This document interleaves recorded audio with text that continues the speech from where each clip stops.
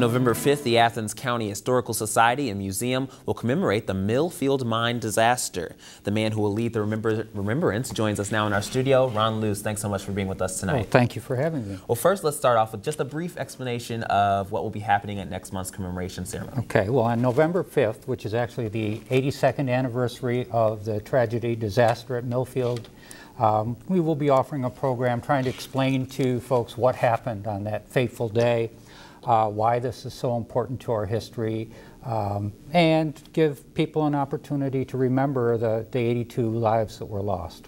All right, and you brought some pictures with us, so if you can pull those up and take a look at those, and you can just describe what's going on in these pictures. Okay. Oh, it looks like we have some technical difficulties, so we'll contintie talking about the Millfield Mine Disaster. Well, this was, there we have a picture of the Millfield Mine. It was in 1930, it had just been purchased by the Sunday Creek Mining Company, and they went into operation in August of that year, had made some repairs, but not enough.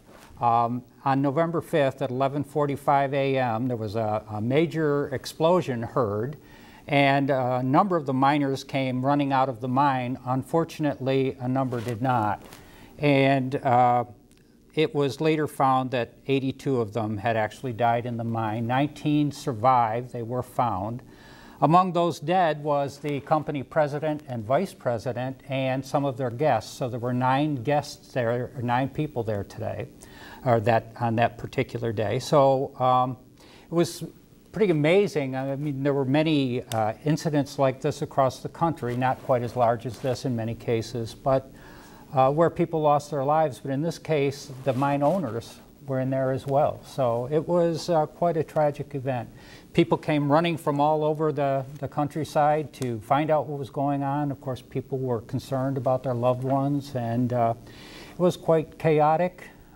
Couldn't get into Millfield because of the traffic and people everywhere. So it was a terrible event, and something that we need to maintain as part of our history. Worst coal mine disaster in Ohio. Wow, that's definitely something. And so we talked about the deaths. Were there any other impacts that the disaster had, environmental or any other kind of like that? Well, you know, anytime coal is mined, there's going to be underground pockets, and there's been some subsidence. And actually, the site right now has caved in and is still caving in at this time, and so it creates a danger and needs to be dealt with.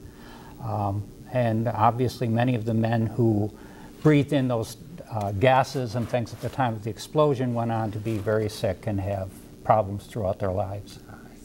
And you're the director of the Historical Society Museum. What kind of things can we expect to be displayed during this commemoration? Well, I'll have a number of slides and pictures, and we're going to have some artifacts there as well, some things related to coal mining, but mostly our focus is on the disaster itself. All right, Ron Luce, thanks so much for being with us tonight. Well, thank you for having me.